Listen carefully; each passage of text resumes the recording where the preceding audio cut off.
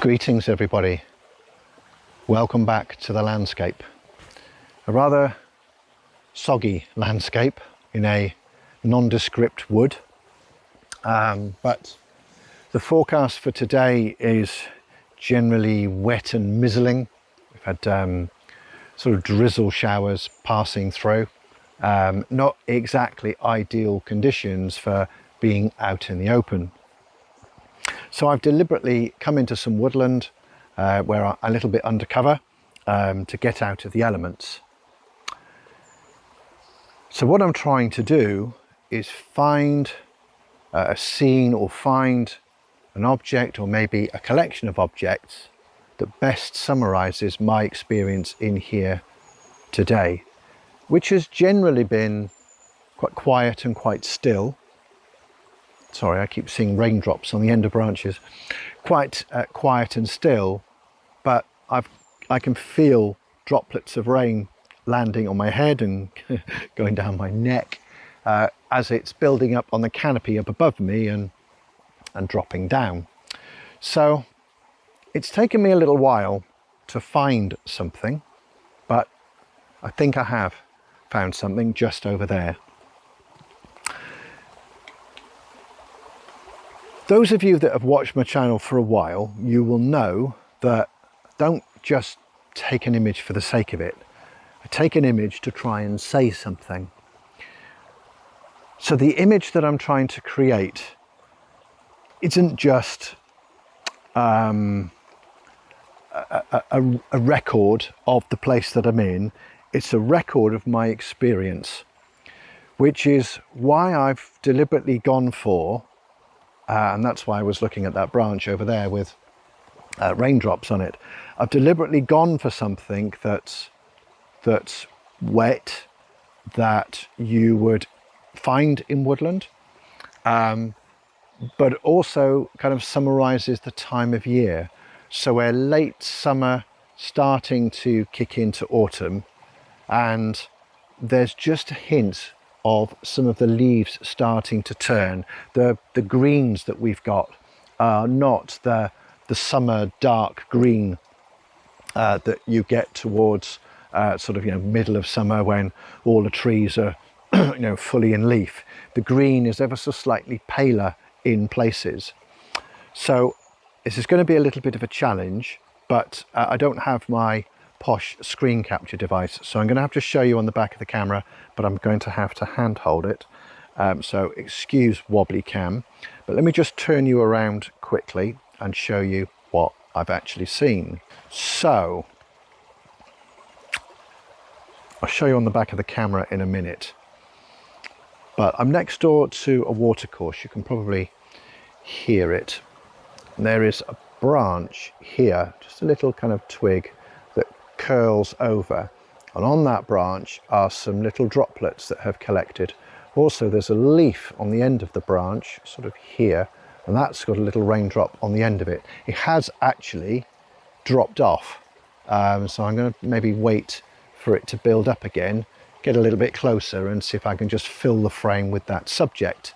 But what I've got is my 70 to 200 millimeter lens. I've got the lens hood on to shield the front of the lens from any raindrops. Because I'm under the canopy, I'm not too worried about little droplets of rain hitting at my FPL.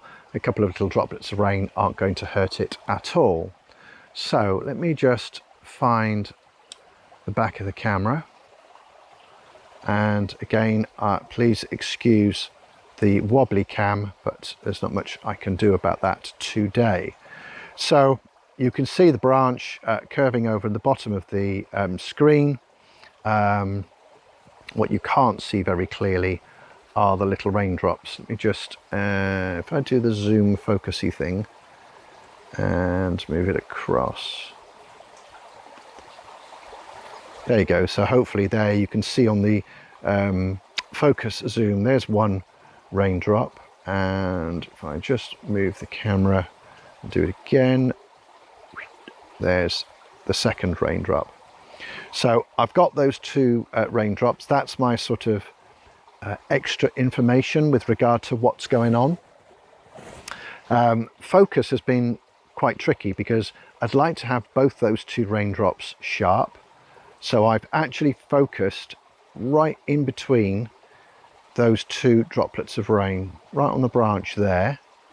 And then I've used depth of field preview to try and show me what else is sharp and what isn't sharp. And even at f14, I'm actually doing depth of preview right now.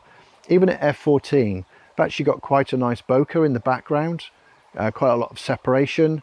And these other leaves here that are a mixture of green and just starting to turn brown on the edges, they're actually much sharper, and I'm pretty sure they are actually in focus. Put it this way, they're in focus enough to communicate about the scene. So I'm just going to take that image right there, and let me just check focus again, and we'll just have a look at the histogram. Histogram's good. 2-second timer.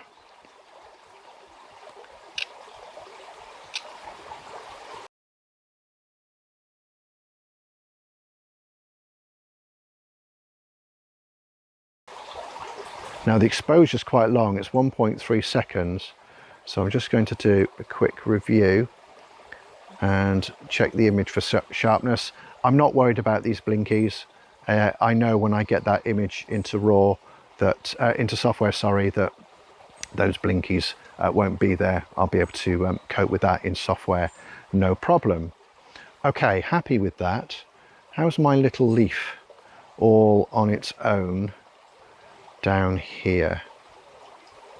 Let me just let's focus on the raindrop. There you go, you can see the raindrop really clearly now. Yeah, I think I do need to try and get a little bit closer if I can, so let me try and do that now, and then I'll quickly show you on the back of the camera that little leaf with a little raindrop on it. I think the drip has dripped as well. That's a bit annoying. Right, let me get set up, I'll come back.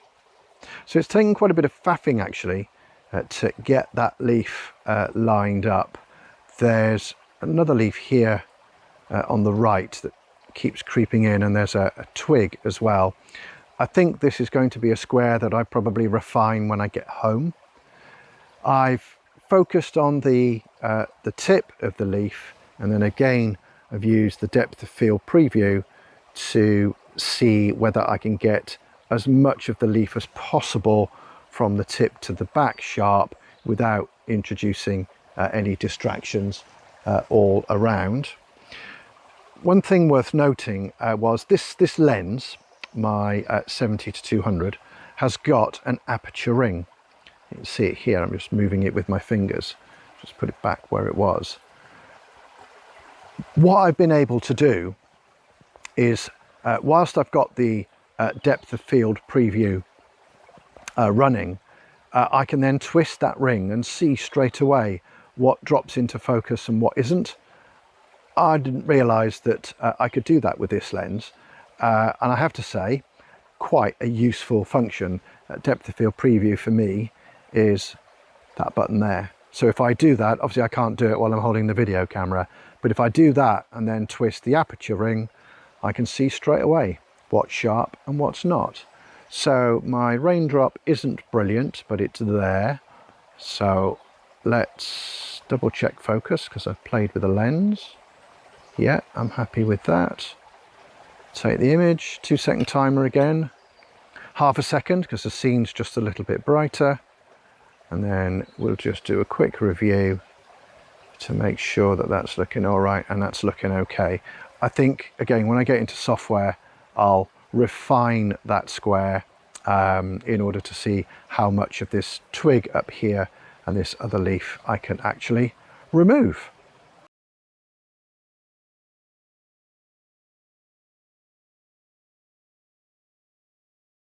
Unbelievably, and in complete contrast to the forecast, it's brightening up. What's going on with this weather? You can see it on the side of my face. So the chances of that little raindrop on the end of that leaf getting bigger are, shall we say, remote. But that's fine. That's fine. When I got in here, it was drizzling and it was mizzly and it was horrible. Now it isn't. Now I think I need to press reset on the experience and see whether maybe I can capture a summary of being in this wood and it being slightly brighter. I don't know. I can't go any further. I've been stopped by the watercourse that you can probably hear behind me. So I'm going to have to wander back in that direction. But as I do, I shall keep my eyes open to the possibilities. So yeah, that's it for this video. Short and sweet, but an important principle. Set yourself the challenge of trying to capture an image that summarizes your experience and where you are. And it doesn't have to be a grand, wide open view. It could be a small vignette. Sometimes those small detail images say as much, if not more, about where you are than the big, wide open vistas. Right, on that note, thank you once again for watching. Take care, stay safe, stay well. If you've liked this video, give it a like. If you're not already a subscriber, please consider becoming a subscriber. It's free and you can unsubscribe at any time. Until the next one, bye for now. Take care. Blasted weather.